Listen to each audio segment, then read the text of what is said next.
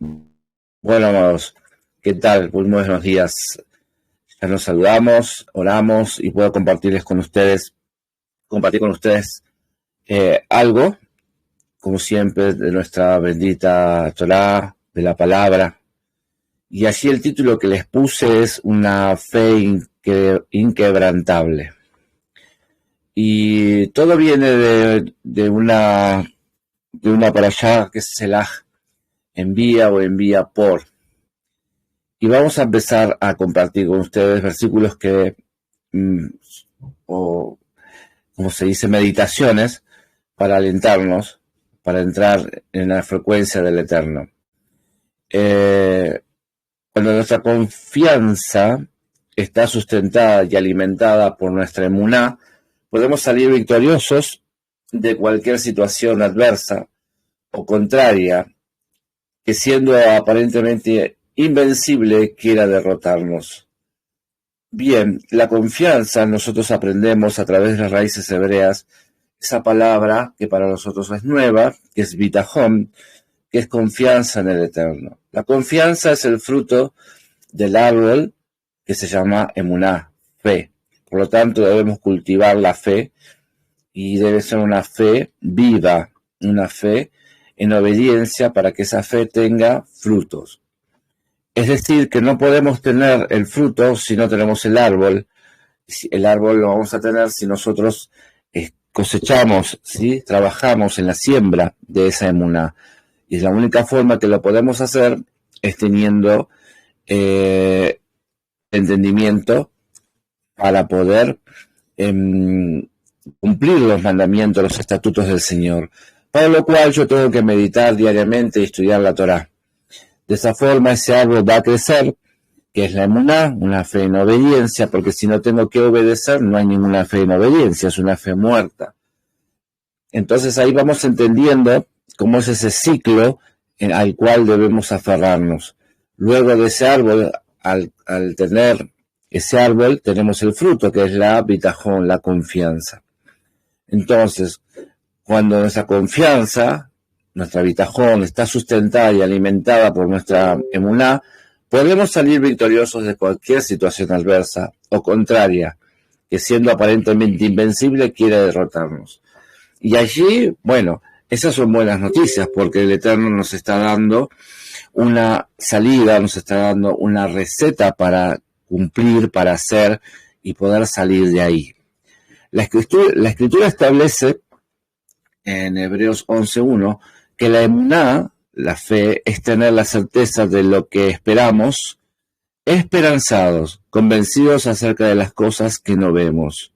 Repito, en Hebreos 11:1, la emuná es tener la certeza de lo que esperamos, esperanzados, convencidos acerca de las cosas que no vemos. Bien, tenemos también en el mismo libro, versículos 6 al 14, y sin tener emuná, es imposible ser muy placentero a Yahweh, porque cualquiera que se acerque a él tiene que tener la emuná de que en realidad él existe y que él es dador de la recompensa a aquellos que le buscan. Versículo 7 dice: por la emuná, Noé, después de recibir advertencia divina acerca de las cosas que todavía no se veían, fue lleno de temor, kadosh, un temor santo, e hizo un arca para salvar a los de su casa. Por medio de esta emuná, puso al mundo bajo condenación y recibió la justificación que viene por medio de la emuná, por medio de la fe en obediencia. Versículo 8, por la emuná, Abraham obedeció después que fue llamado a salir al lugar que Yahweh le daría como posesión. En verdad, salió sin saber a dónde iba. Eso es emuná, y eso es obediencia, una fe en obediencia. Versículo 9, por la emuná vivió como residente temporal en la tierra de la promesa, como si no fuera de él, viviendo en tiendas con Isaac y con Jacob, quienes iban a recibir lo que había sido prometido a él.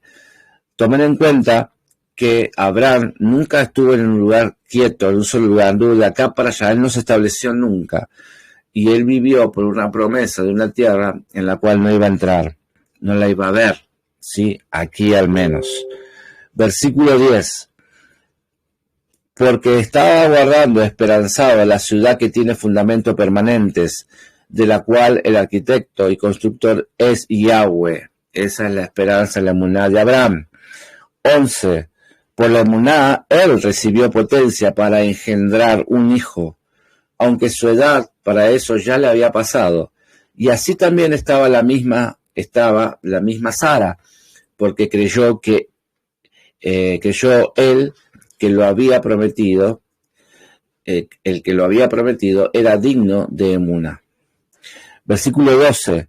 Porque este hombre que estaba virtualmente muerto engendró Sera. Sera sería descendencia. La palabra Sera también es del griego, que significa esperma.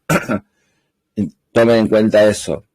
Entonces, porque este hombre que estaba virtualmente muerto engendró Sera, tan numerosas como las estrellas del firmamento, incontables como los granos de arena a la orilla del mar.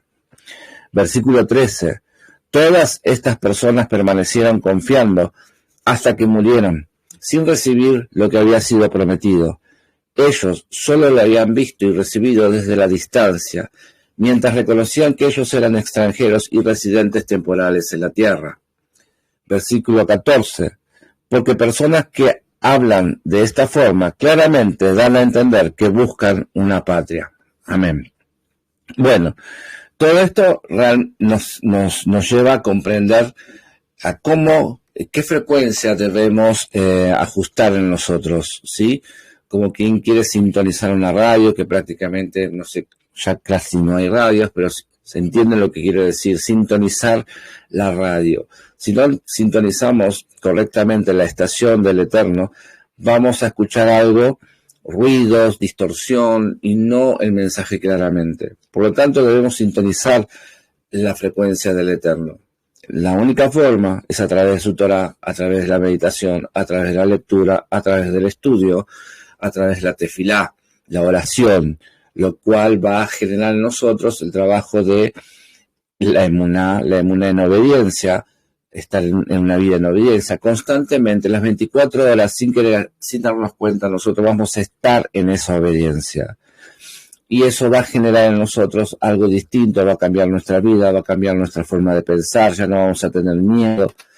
Vamos, a través de las enseñanzas de la Torá, vamos a quitar espíritus que tenemos de tradición, engendrados, sí, por nuestros ancestros, maldiciones generacionales, malas costumbres, malos hábitos, sí, espíritu de vagancia, espíritu de temor, espíritu de menosprecio, espíritu de rechazo, y tantas otras cosas más que puede haber en cada uno de nosotros, lo cual debemos echar fuera, de la misma forma que el pueblo de Israel fue echando afuera a los que estaban gobernando la tierra que el Eterno les quería dar. Pero para poder gobernar la tierra, para tomarla, tuvieron que luchar, tuvieron que convertirse en un pueblo luchador, porque eran un pueblo muy endeble, débil, y el Señor los hizo así. Y ese fue todo el proceso en el cual se realizó en el desierto. Entonces, realmente gozamos de una fe fuerte, desarrollada, madura, alimentada por la confianza en el Eterno y cimentada en la palabra y dirigida a la eternidad, ¿o verdaderamente nos identificamos con Israel? Estas son cosas que nosotros nos debemos preguntar. Debemos preguntar y hacer un stop y meditar en estas cosas. No ir sin pensar, no ir y hacer cosas sin meditar y saber lo que estamos haciendo. Entonces nos encontramos aquí que 12 personas que fueron a reconocer la tierra, solo 2 de ellos habían desarrollado su emuná fuertemente creyéndole al Eterno, ya citando lo que es la parashá, ¿sí? Entonces, cuando opera en nosotros el espíritu de la Torá, Yeshua nos ayuda a vencer en cualquier situación o viento contrario que se nos presente, porque se supone que luego de haber sido atraídos hacia Él por su rúa, nuestros ojos estén puestos en el autor y consumador de nuestra emuná, de nuestra fe. Eso es lo que tiene que suceder y a eso tenemos que poner rumbo a nuestra brújula, ¿sí? Entonces es necesario estar fortalecidos y revestidos con poder en el hombre interior por su rúa, por su espíritu. No hay otra fortaleza, no hay otra forma de traer fortaleza a nuestra vida. No hay otra forma de hacernos, de revestirnos con poder en nuestra vida, porque ese poder es el que reviste el hombre interior. Nada. Hay gente que habla, dice cosas, sandeces, dice así, yo tengo el poder del Señor, yo tengo vitalidad, vivo, el Señor me dio fuerza. Y lo dice por decir, porque está eufórico, porque no ha comprendido realmente. Eso tiene un vuelo bajo, eso no va a durar mucho tiempo, porque ese tipo de manifestaciones va a desaparecer en la primer prueba que aparezca, en la primer piedra que les vaya a hacer tropezar. Entonces, 2 recomendaciones a los Efesios, entre otras, nos habla la palabra en el libro de Efesios capítulo 10, versículo 10, sí, Efesios 6:10 dice: finalmente tengan un crecimiento poderoso en unión con el Adón, en unión con su poderosa fuerza. Efesios 6:16 dice: siempre carguen el escudo de la emuná, el escudo de la fe, con el que podrán extinguir las flechas ardientes del maligno.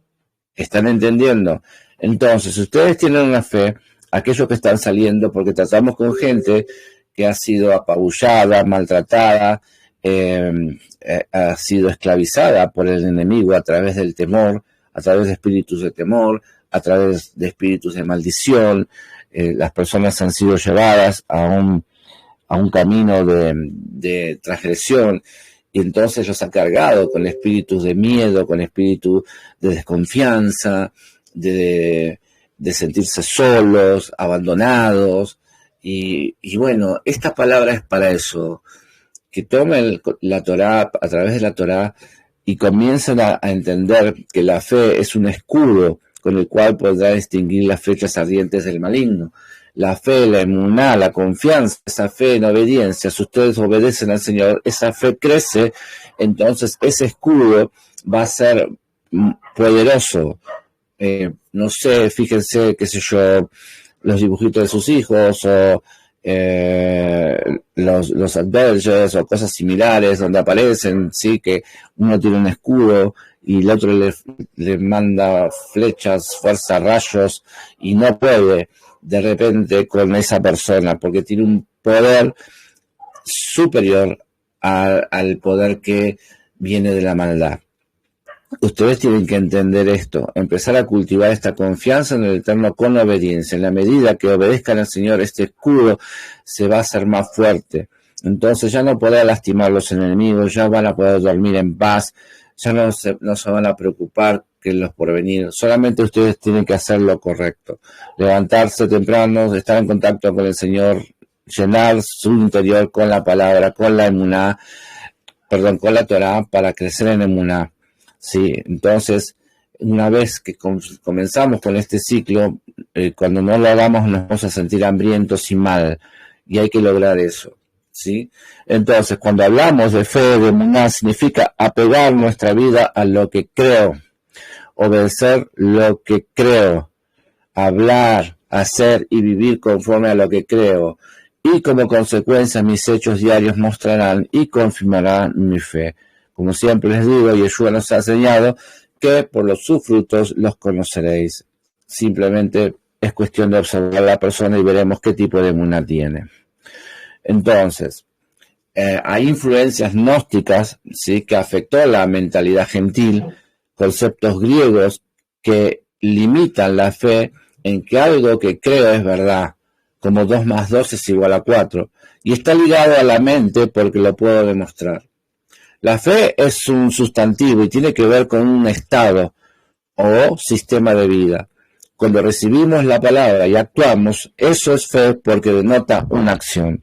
Si recibimos la palabra y no actuamos, no hay emuná. ¿Está claro?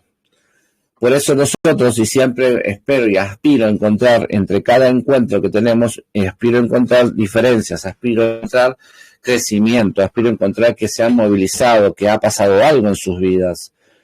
Por eso suelo decir, cuando un creyente está en silencio, ni siquiera a veces dice amén, es porque es sospechosa su vida. Es sospechosa en el sentido que no sé si está tan bien con las cosas del Señor, no sabemos si está tan bien su fe, ¿sí? Romanos 10:17 dice, así que nada viene por el escuchar, por el oír la dabar, la palabra del oír. La fe está basada en la palabra del oír, que va más allá de lo natural porque es divina. Entonces, usted tiene que ver, esto tiene que ver con obediencia constante a su palabra. No es afirmar algo que creemos, no es declarar algo que ya sabemos, no es presunción, es un asentamiento mental. Usted tiene que convencer, su mente le tiene que pertenecer al Eterno y su mente va a cambiar a través de la lectura de la Torá, a través de la meditación y el estudio de la Torá.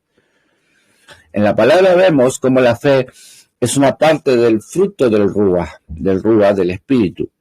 Gálatas 5, 22, 23, allí pueden encontrar esa descripción.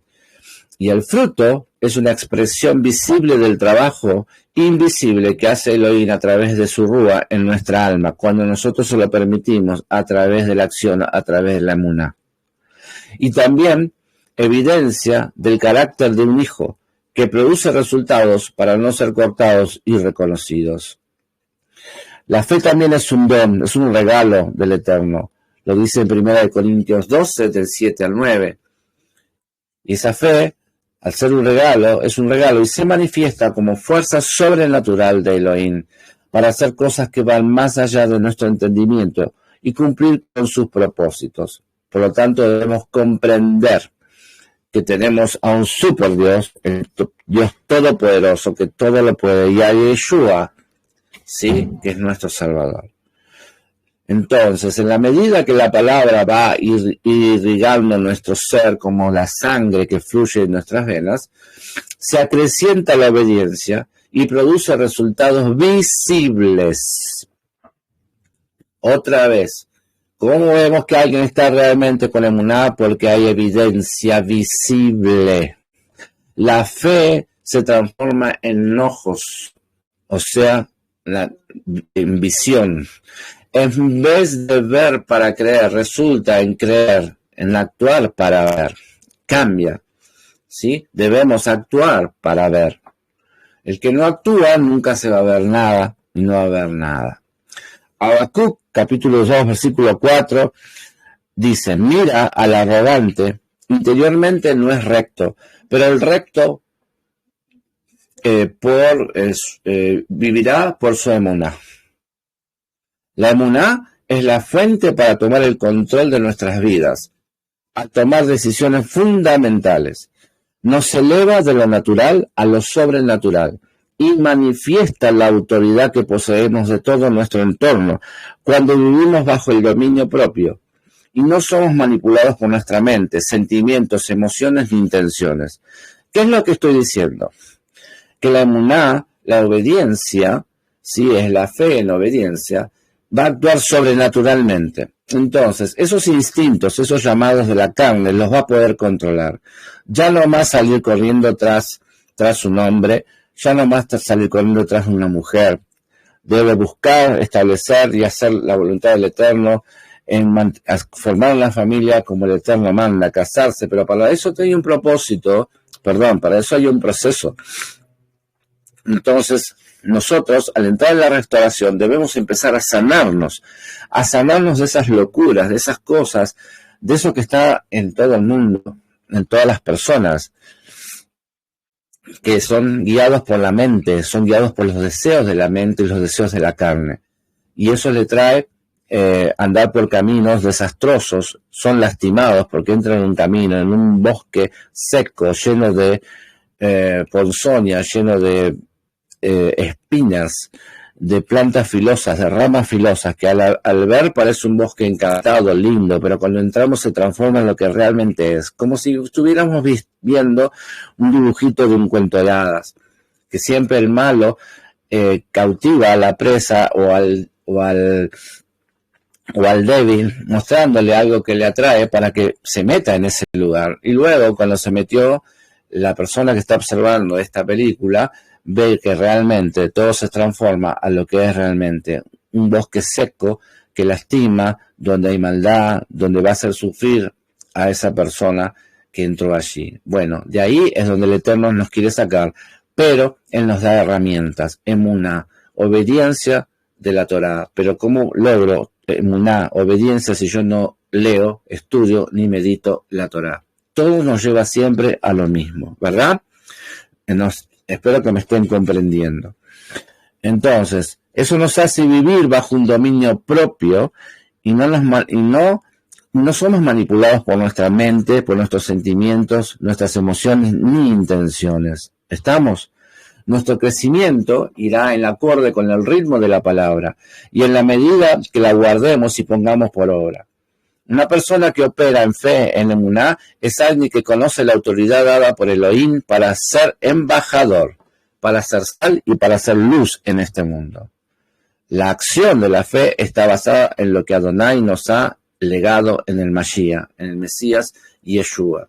Por lo tanto, donde primero debe mostrarse la emuná es en nosotros mismos. Nosotros debemos ser cartas de presentación de esa emuná de la cual predicamos. Entonces, la pregunta obligada sería, ¿cómo puedo decir que tengo fe? Pero mi obediencia y mi confianza y fidelidad están distantes de lo que confieso y creo. En la religión occidental encontramos cómo se confiesa la fe en Jesús, pero no se destaca la obediencia a los misbot, a los mandamientos. No se acepta la Torá, porque la relacionan con la ley de Moisés y enseñan que ya caducó. Entonces, ¿qué es emuná? Es una condición interna, innata del Ben Elohim, del Hijo de Elohim, que trasciende la razón, pero puede crecer en base del conocimiento, entendimiento y la sabiduría. Y no tan solo consiste en creer o decir que se tiene fe, sino que está intrínsecamente relacionada confianza y fidelidad. ¿De acuerdo? Entonces, la emuná es algo innato en todos, pero va acrecentándose y profundizándose en tanto y en cuanto nos acostumbramos a ver las manifestaciones de su presencia y su gloria. A ver, un artesano en hebreo es llamado Uman, una raíz derivada de emuná, porque ha practicado su oficio en tantas oportunidades que se vuelven algo natural para él. ¿Sí? Bueno, el diccionario de Real Academia define convicción como convencimiento y a su vez como seguridad que tiene una persona de la validez de lo que piensa o siente. O sea, estamos convencidos de algo o de alguien cuando le conocemos. Emuná en hebreo significa confianza, fidelidad, lealtad, firmeza, y se deriva de la palabra amán, que significa disciplinó, crió. Dentro del concepto hebreo no existe ni la fe ni creer, de la manera que se entiende en Occidente, sino solo lealtad, fidelidad o firmeza en la verdad. Entonces, miren esto. Cuando alguien dice amén, que se deriva de amán, disciplinó, crió, significa cierto o verdadero. Vemos que, por ejemplo, vemos que tiene la misma raíz de emuná, que es fidelidad o lealtad. Lo que realmente quiere decir es que está disciplinado y es leal a la verdad que acaba de decir o que va a decir. Eso es amén. Emuná viene de la raíz que significa madre, denotando la relación que se establece entre hijo y madre, de confianza plena, obediencia y fidelidad. Esa es la relación.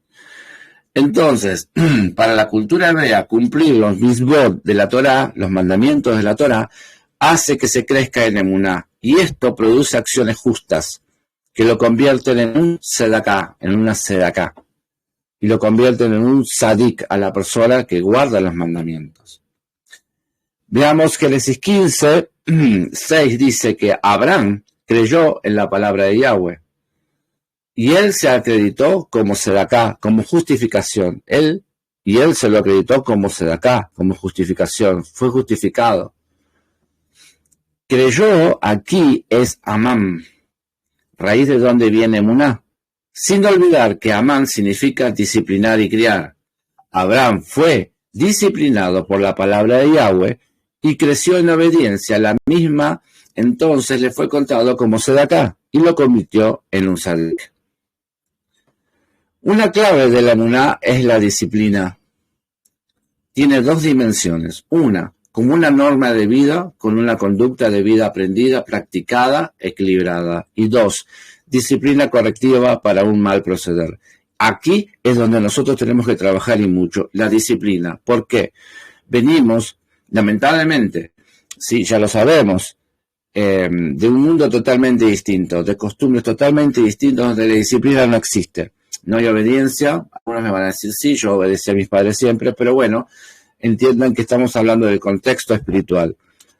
No hay obediencia, no hay sujeción, ¿por qué? Porque no hay Torah. Al no haber Torah, cada uno hace lo que le parece que está bien, y eso no es Torah.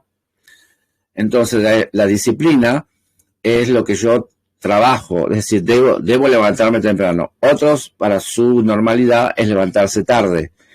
Y si se levantan temprano es para, no sé, tener los ojos abiertos, para limpiar y no hacer otra cosa.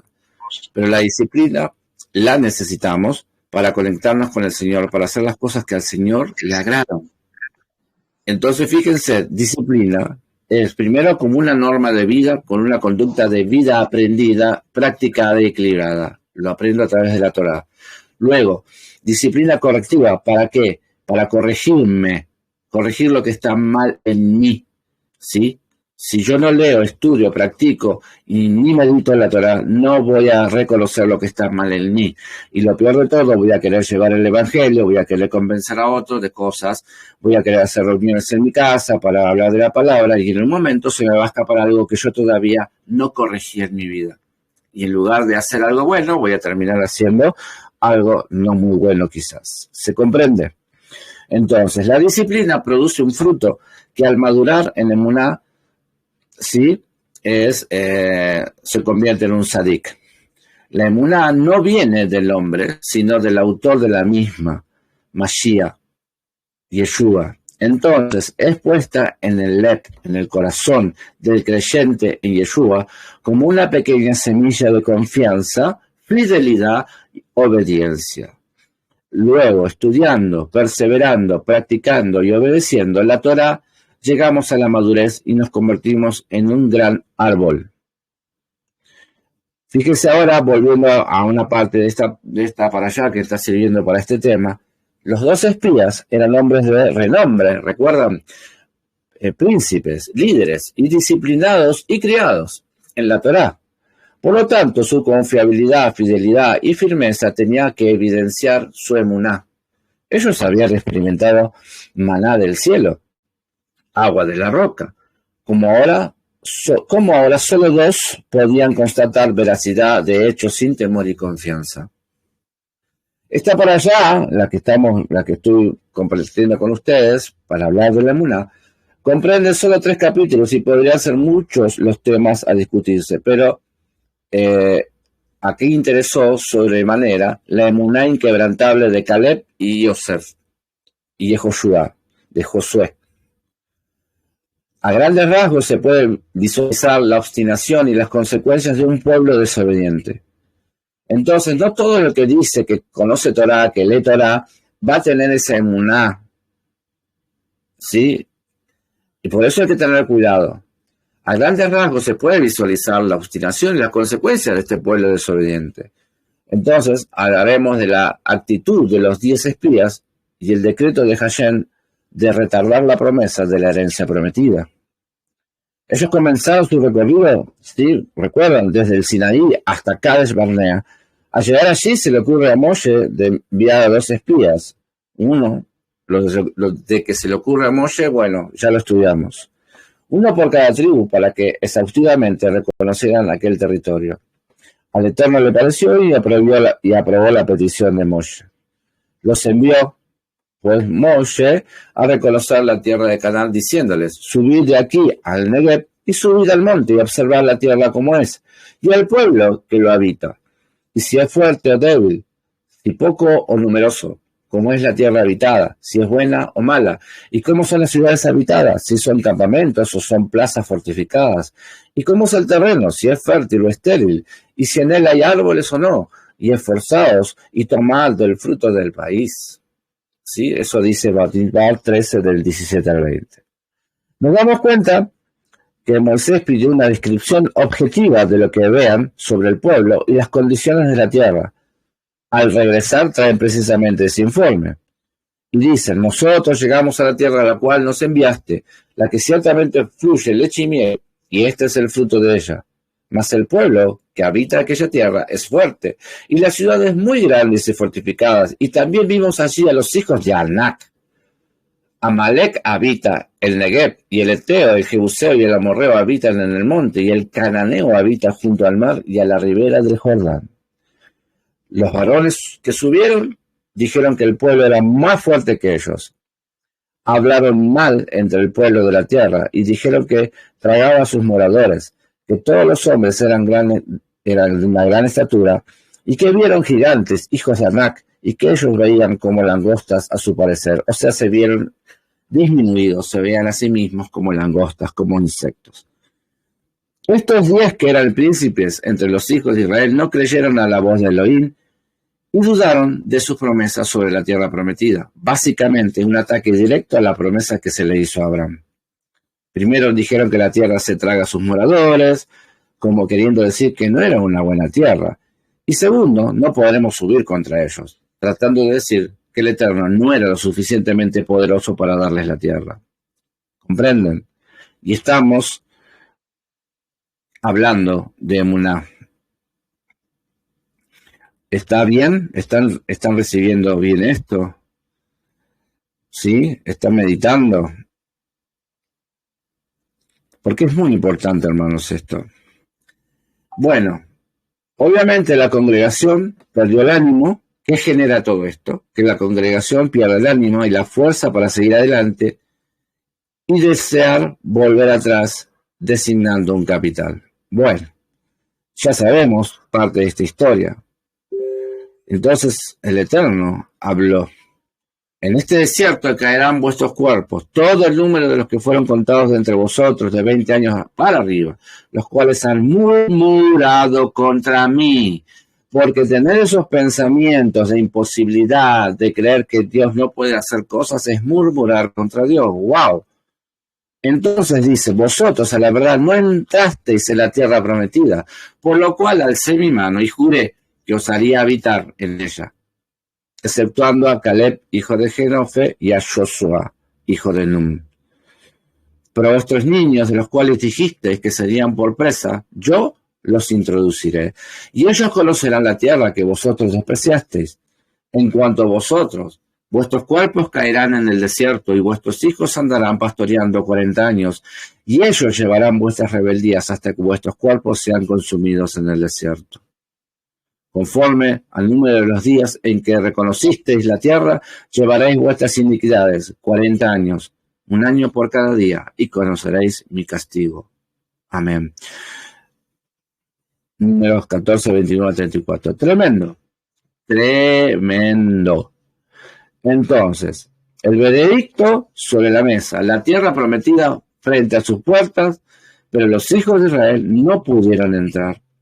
La promesa jamás sería anulada, pero sí sería retardada por su mal reproceder y su incredulidad en las promesas del Eterno.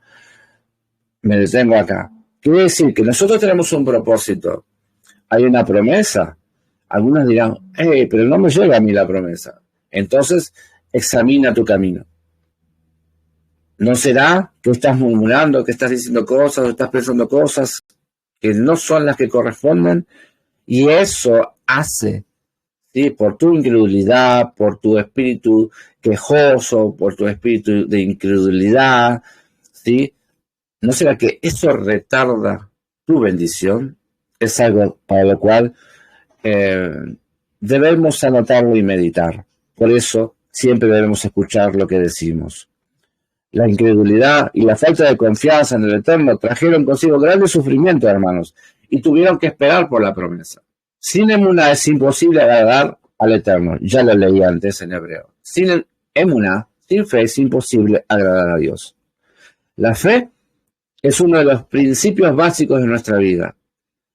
Es uno de los principios básicos de nuestra vida espiritual. Y es el motor que mueve nuestro andamiaje espiritual. Sin fe no se mueve la pasión, no hay objetivos ni convicción.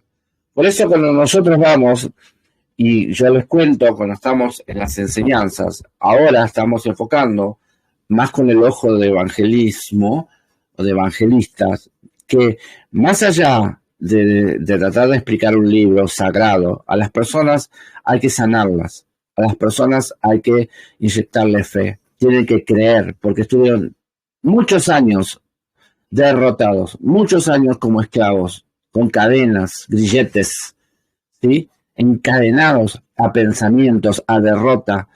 Ni siquiera se imaginan que existe un Dios, solamente escuchan un Dios y nada más, pero no lo asumen, no lo tienen, no está en ellos. ¿Por qué? Porque el enemigo se encargó de eso.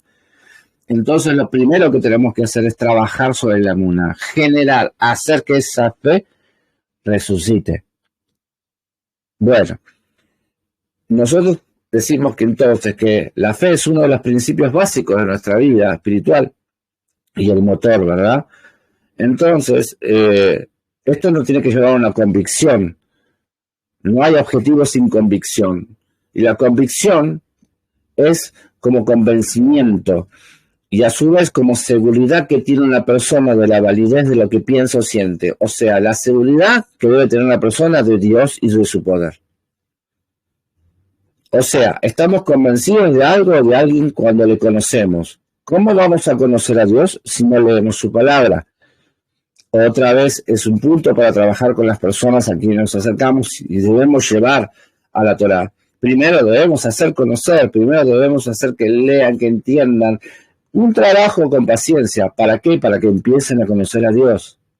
Si no, cada uno tiene la imagen del Dios que le parece, ¿sí? Con barba blanca, y le dice bárbara, y piensa que hablándole así como le habla a una persona, a un amigo, Dios le va a escuchar. Y es una infantilidad dañina. Bueno, también podemos entender respecto a Caleb, que es de la tribu de Judá, tenía un espíritu hermoso. Su nombre significa como el corazón. Y que hacía las cosas de corazón y entrega al Eterno. Y juntamente con Yehoshua fueron contados para entrar en la tierra prometida. O sea que hay que tener un corazón determinado en las cosas del Señor. Siempre hablo de tener un corazón humilde. Siempre oro a mi Señor, a Yahweh, por nuevas almas y que vengan con corazones humildes para poder ser mansos a la Torá, a la palabra. Bueno, aquí Caleb tenía 40 años cuando fue enviado como explorador. Ahí habla Joshua 14. Él es un ejemplo de un hombre que sirvió al Eterno de corazón y habló desde un corazón entregado aun cuando todos los demás fueron infieles. Caleb hizo callar al pueblo delante de Moshe y dijo: debemos ciertamente subir y tomar posesión de ella, porque sin duda la conquistaremos. O sea que había ahí convicción. Era un hombre de fe y hablaba de fe con su boca. En contra de la corriente, habló desde su corazón porque confiaba en el Eterno. Hoy nosotros hablamos en contra de la corriente, por eso necesitamos de mucha convicción. Y para tener mucha convicción debemos tener mucha emuná. Y para tener mucha emuná debemos tener un gran fruto de bitajón, de confianza en el Eterno. Bueno, por otra parte, Yehoshua operó un espíritu diferente de la tribu de Efraín. Su nombre es el mismo que el del Mesías, siervo fiel a Moshe, y tomó el lugar de Moshe e introdujo el pueblo a la tierra prometida. Y Josué, entró 2 veces a la tierra prometida durante su vida, una para explorarla 40 días y la otra para conquistarla. Toda su vida, incluyendo el nombre, es tipo de Yeshua y su trayectoria. Bueno, si esa generación hubiese creído a Moshe, a Caleb y a Yosa y a Yehoshua, también hubieran podido entrar inmediatamente y estar potencialmente respaldados por el Eterno. Caleb y Josué, como espías creyentes, intentaron recordarles que si el Eterno estaba con ellos, no había nada de qué temer, pero preferían morir ahí mismo o retornar a Egipto antes de continuar a su ruina total. Entonces, motivada por la misión de los espías y el contraste de las reacciones de ellos, nos podemos dar cuenta a la tarea de fortalecer en alguna medida la emuná. Por eso este pequeño fundamento que estamos compartiendo. Entonces, definamos shelah, o palabra hebrea shelah, que viene del verbo shalah, enviar, y de forma imperativa se muestra en Números 13:2, que es el nombre de la parashá. Envía de parte tuya a hombres a reconocer la tierra de Canaán, la cual yo estoy dando a los hijos de Israel. De cada tribu ancestral manda a alguien que sea príncipe en su tribu. Bueno, acá tenemos que ver desde el diccionario Strong para comprender shelah, es Strong 7972, correspondiente a H7972, que significa enviar, poner. Y 7971, es la referencia, es shalah, raíz primitiva que significa enviar lejos, por afuera. Entre otras aplicaciones también significa despachar, despedir, enviar, ir, mandar y salir. Bueno, después tenemos la referencia Strong 8446, tur, raíz primaria, que significa dividir, guiar, examinar, acerca de guía, por trueque o inspección, reconocer. ¿Por qué los espías fueron enviados a Canaán? ¿Y por qué Yahweh da la orden de enviar los espías si ya él había hecho la promesa de la tierra prometida a Abraham? Sabemos que Abraham ya había vivido en esa tierra. Génesis 13:12 dice, Abraham vivía en la tierra de Canaán. Este es el capítulo donde Abraham y Lot se separan. Entonces Yahweh dice a Moshe, o envía de parte tuya, shelah leha, hombres a reconocer, Tur, la tierra de Canaán, la cual yo estoy dando a los hijos de Israel. De cada tribu ancestral manda a alguien que sea príncipe de su tribu. ¿De quién fue la idea de los espías? Deuteronomio 1 del 19 al 25 dice que así que salimos de Horeb y fuimos por todo el vasto y temeroso desierto que ustedes vieron en el camino a la zona montañosa de los Emori, como Yahweh nuestro Elohim nos ordenó, y llegamos a Kadesh Barnea. Allí yo les dije a ustedes, ustedes han venido a la zona montañosa de los Emori, cual Yahweh nuestro Elohim nos está dando. Miren, Yahweh su Elohim ha puesto la tierra delante de ustedes, tomen posesión como Yahweh, el Elohim de sus padres, les ha dicho. No tengan temor ni se desanimen. Ustedes se me acercaron, cada uno de ustedes, y dijeron, vamos a mandar hombres delante de nosotros para explorar el país para nosotros y traigan de vuelta noticia de qué ruta debemos usar subiendo y cómo son las ciudades que nos encontraremos. Bueno, la idea, dice, me pareció buena a mí, así que escogí 12 hombres de entre ustedes, uno de cada tribu, y ellos salieron, fueron a las montañas, vieron al valle Escol y lo reconocieron. Ellos tomaron algo del producto de la tierra y lo trajeron a nosotros. Ellos también trajeron noticias a nosotros. La tierra que Yahweh, nuestro Elohim, nos está dando es buena. Así que la idea no salió del Eterno, sino que el pueblo se acercó a Moshe para sugerir una inspección. ¿Por qué razón su mentalidad está centrada en investigar? Tenían temor porque conocían la fama y reputación de las 7 naciones cananeas, que eran los moradores de aquellas ciudades. Se decían que eran feroces y depravados y no se sentían capaces de derrotarlos en la batalla. B. Pidieron los espías porque los consideraban capaces de evaluar la fuerza del enemigo. C. Moshe oró al Eterno, quien accedió a la demanda del pueblo y le dijo que seleccionaran los mejores hombres de cada tribu para que fuesen enviados. Así que se seleccionó un nazí, un jefe, un juez, un príncipe. D. La única tribu que no fue representada fue la de Leví. Fue exenta porque tenían que preservar la santidad del tabernáculo. Entonces, a través de la trayectoria del pueblo, ellos fueron marcados con muchos eventos después que fueron libres.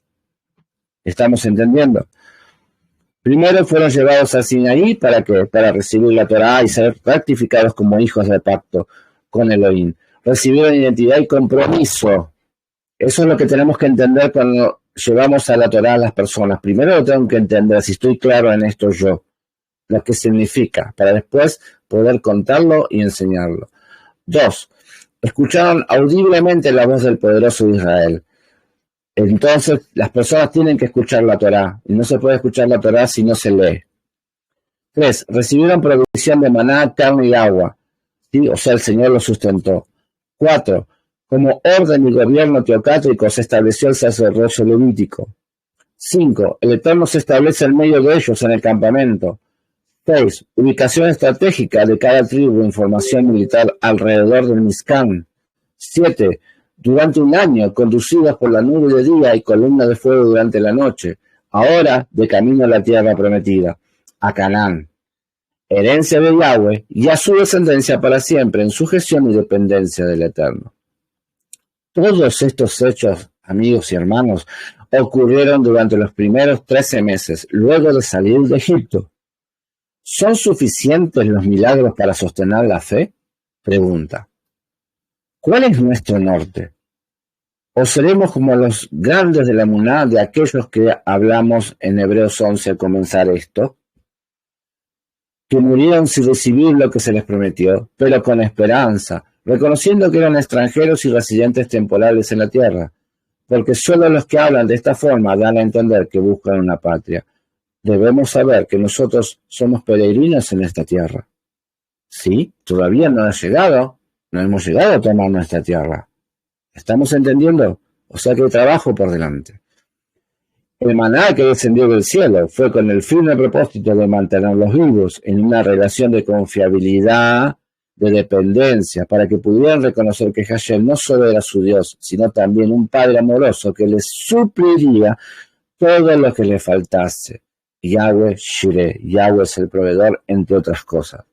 Por eso hay algunos hermanos que deben trabajar esto, porque ellos no ven que hay provisión si no trabajan mucho, y no les alcanza un trabajo que toman otro y otro y otro. Entonces no les queda lugar para que el Eterno les muestre su poderoso, ¿sí? Su poderosa provisión, es decir, aún desconfían del Eterno.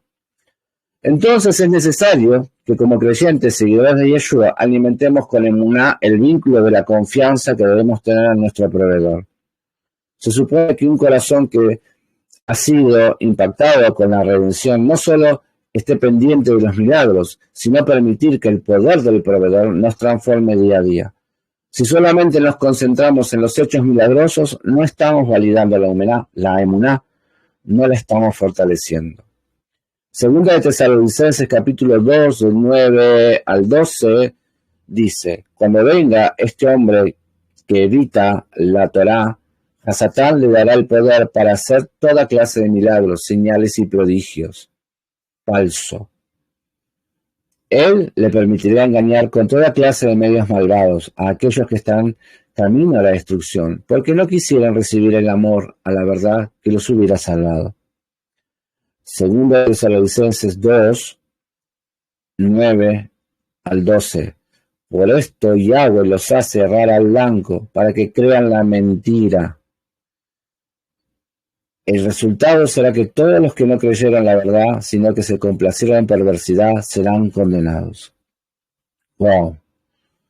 Si miramos a Israel por unos segundos, nos damos cuenta que ellos fueron testigos oculares de suficientes milagros para desarrollar una emuná robusta, gigantesca y creciendo dramáticamente, pero por causa de su condición espiritual, del contaminante que redunda o es igual a esclavitud, desarrollaron una incapacidad continua de incredulidad. Muchos de los que se llaman creyentes tienen esto, ¿sí? Y los van a decir luego a Dios, Yahweh, Yeshua, los van a ver, pero muchos tienen esto. En todo tiempo el Eterno les mostró su gran amor, su fidelidad, cuidado, su protección, provisión, incluso su fuerza, pero les faltaba la facultad de rendirse al Dios invisible y creerle. ¿Acaso fue su trayectoria por el desierto lo que hizo disminuir su emuná? Primero en el monte Sinaí durante un año, Allí se levantó el tabernáculo, se dedicó y se consagró el sacerdocio levítico. Se le enseñó al pueblo los mandamientos de la Torá. En el segundo año. Pero en el mes segundo, a los 20 días, la nube movió y se levantó sobre el tabernáculo, y Moisés ordenó que el arca de la alianza siguiera la nube en el desierto. Organizó el campamento por etapas hacia el desierto de Param. En este orden, ¿sí? En el orden que él dio a cada una de las tribus y cómo debían, qué debía hacer cada tribu, a qué se iba a dedicar cada tribu. Esa fue la trayectoria. Después de haber caminado varios días, fueron ordenados militarmente. El arca en medio de ellos y la gloria esplendorosa iluminaba el desierto. 11 días después de salir de Sinaí en Cades Barnea, a 3 días de la tierra prometida, queriendo decir que ya casi olían a los conquistadores. Entonces la Escritura nos dice en Números 13:1, Yahweh dijo a Moshe, envía de parte tuya hombres a reconocer la tierra de Canaán, la cual yo estoy dando a los hijos de Israel, de cada tribu ancestral, manda a alguien que sea príncipe en su tribu. Bueno, Moshe lo despachó, ¿sí? Y ahí lo vemos desde el versículo 4 hasta el 15, aparecen los nombres de los enviados, ¿sí? De cada una de las tribus. Moshe mandó a reconocer la tierra de Canaán, instruyéndolos, vean cómo es la tierra, de qué clase, etcétera, etcétera, lo que dije anteriormente. Entonces, condicionada a ser conquistada por ellos, pero que él estaría con ellos derribando a sus enemigos. Entonces encontramos un pueblo que le faltaba la facultad de creer, de confiar en el Eterno, incrementando la falta de emuná, porque su visión no era macromática, sino que disminuía en la medida que eran probados o lanzados al reto. Ahí nos debemos encontrar muchos de nosotros. Este es el escenario de la vida de Israel. Los espías que fueron a reconocer la tierra, que Yahweh había dicho, fluirá leche y miel, una tierra de pacto y promesa que el Eterno había determinado que sería exclusivamente de ellos. Entonces, si recordamos a Canaán, nos damos cuenta que ese era el lugar donde vivía Abraham, Isaac y Jacob. De ese lugar venían los frutos que los espías trajeron consigo.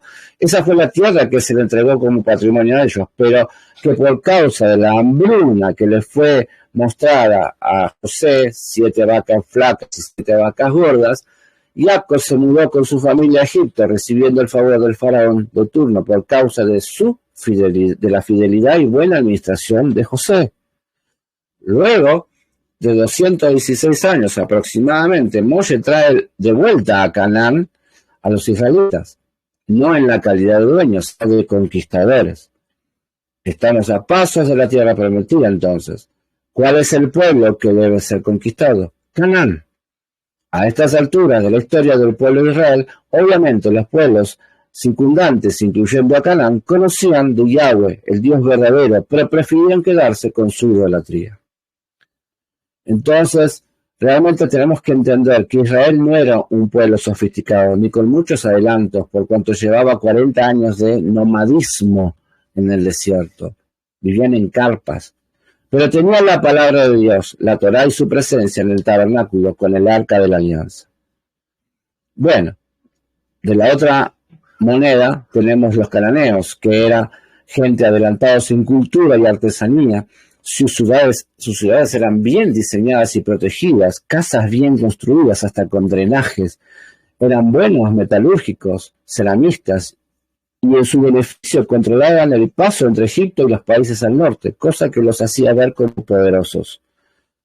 Esta diferencia cultural es sumamente peligrosa porque suele suceder que el pueblo más fuerte y poderoso, incluso más adelantado, hace sucumbir a los menos desarrollados, como está pasando hoy. Los israelitas podían aprender muchas cosas de ellos, entre ellas cómo fabricar herramientas, confección de vestimenta, etc., porque los adelantos artesanales son buenos.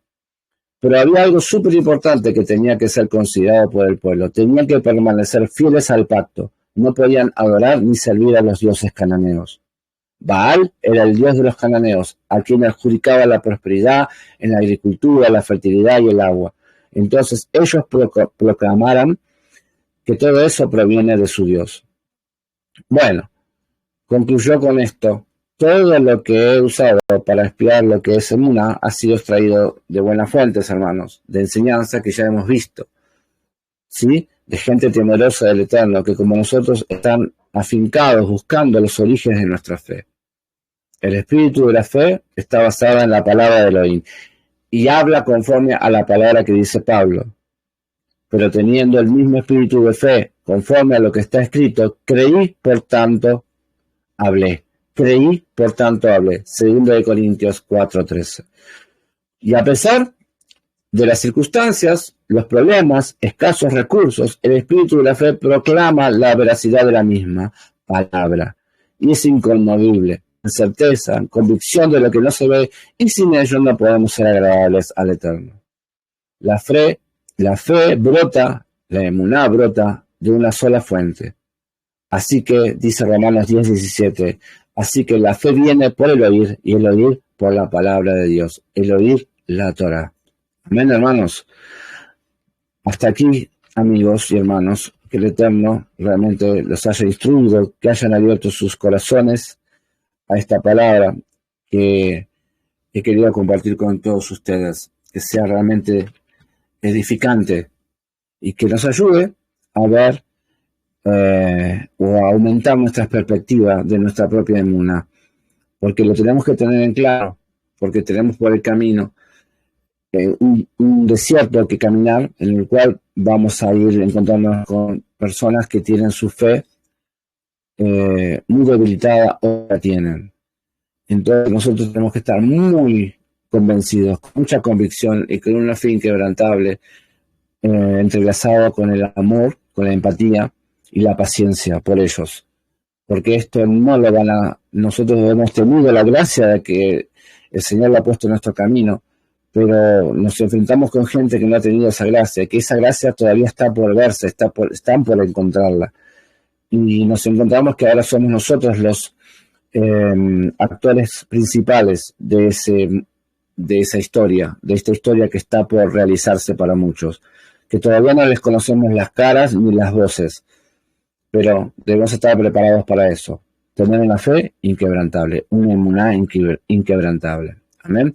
Que el Eterno bendiga su palabra, que el Eterno resplandezca su rostro sobre ustedes, que el Eterno tenga misericordia y piedad de sus vidas, que el Eterno les conceda su shalom, su paz, la cual solamente Él nos puede dar y conceder. Si es de bendición, como siempre le pedimos, comparta con los contactos para que también reciban la palabra del Eterno. De la misma forma, les recordamos que este ministerio se sostiene con los corazones generosos. De donde estén escuchándonos, pueden realmente contribuir con sus diezmos, sus ofrendas, con sus contribuciones económicas al sostenimiento de este ministerio, al sostenimiento de nuestra casa de oración que adora el nombre de Yahweh, ¿sí? Y ser un co-colaborador con el Eterno para ayudar a dispersar, para ayudar a esparcir, mejor dicho, la Torah, su palabra, la fe, la emuná en el Dios poderoso. Y recuerden que el Eterno dice que Él ama al dador alegre. El quien tiene oído, oiga, dice la palabra. Muchísimas gracias. Toda la Shalom. Que tengan un excelente día.